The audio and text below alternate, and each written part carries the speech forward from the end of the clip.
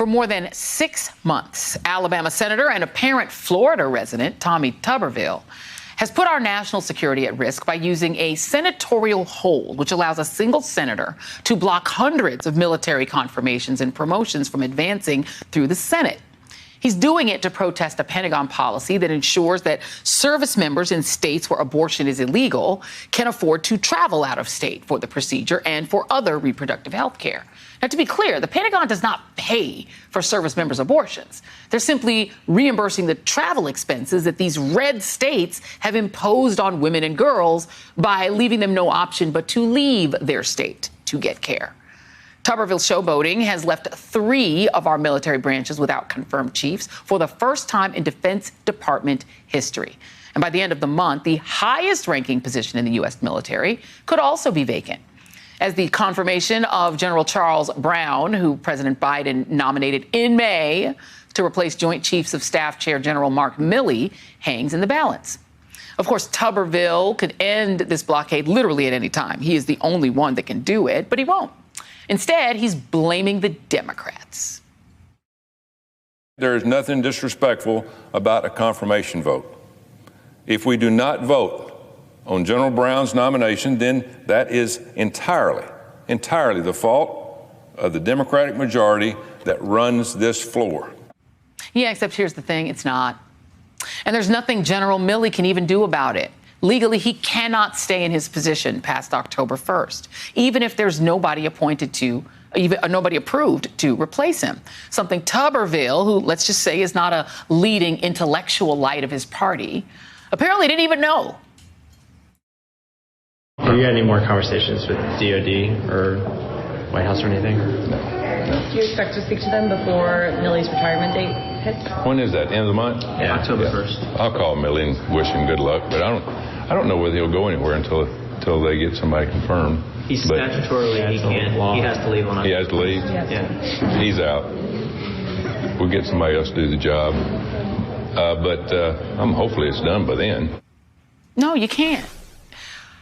Joining me now is Paul Rieckhoff, founder of the Iraq and Afghanistan Veterans of America and host of the Independent Americans podcast.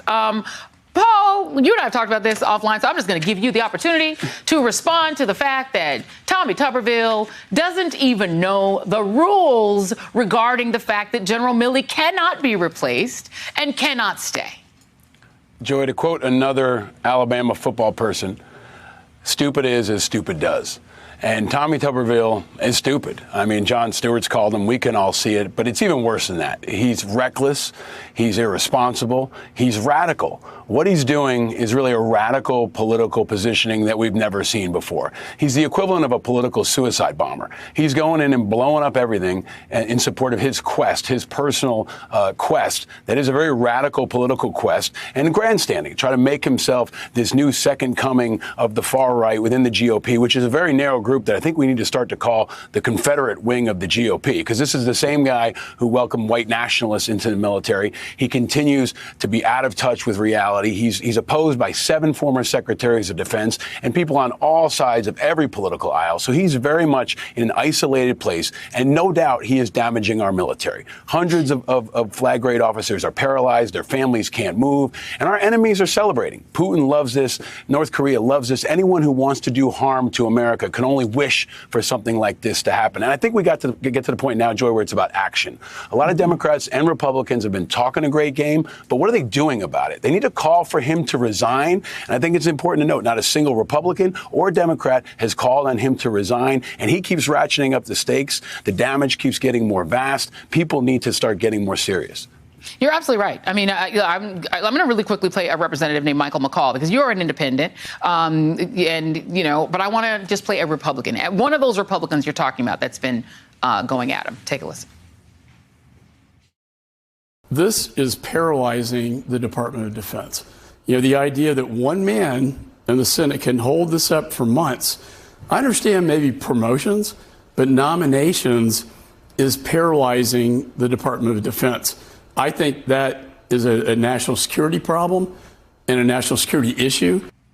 Now, he can't do anything about it. He's in the House. But just CNN reported that if they were to process each individual person who is due for a promotion individually, it would take the Senate approximately 689 hours and 20 minutes of floor consideration, plus 2 days of session at the start of the process for cloture for all 273 nominations. This represents approximately 30 days and 17 hours to process all of the people who deserve promotions. So that is the amount of time it would take to do it if they did it one at a time. But I would like for you to talk about what individual service members, because people are just going to leave, right? Because how is this impacting individual men and women in the military? Profoundly. Over 90% of commands are now impacted because people are on hold. They don't know what country they're going to live in. They don't know where their families are going to live. You noted three senior positions in the Pentagon are right now open. So that means people have to do two jobs.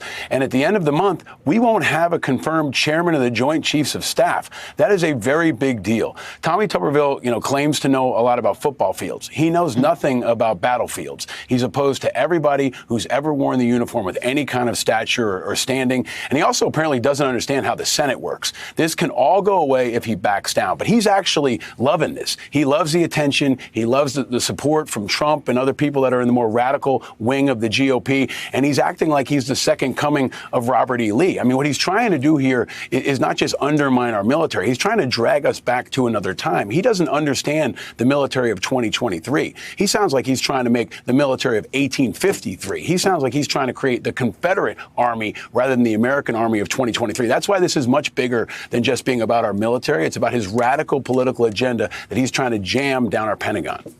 Mitch McConnell has, expressed some discomfort with this and unhappiness with it. What do you make of the fact that he hasn't actually done anything? Because he seems to be the one person who might have the power and authority to stop Tuberville, but he doesn't seem to be willing to do it. It's cowardice. And it's undermining our military, our national security every single day. You mentioned I'm an independent. 49% of the country is independent. This is the kind of stuff that drives people out of the Republican Party, especially veterans, especially people in the active duty, especially people who care about national security. This is bad for their politics, and I think it's starting to ratchet up against them. The question is, can the Democrats respond? Can they actually hold him accountable? Can they actually drive him out? Because if you're holding your breath for the Republicans to do it, it's not going to happen. In the meantime, our troops are caught in the crossfire. And I hope that it doesn't drive people out of the military, because there's already a recruitment problem and it can only get worse from here. I have been obsessed with getting you on to talk about this because this story drives me absolutely mad. I have to have you come back on as we continue to follow this story. Paul Rykoff, thank you, man. Appreciate you. Appreciate you. All right. Thank you. When we return, nearly a year and a half after the devastating school shooting in Uvalde, Texas, family members of the children who lost their lives gathered today at the nation's capital, reminding lawmakers of the consequences of their lack of action. Two of those family members join me next.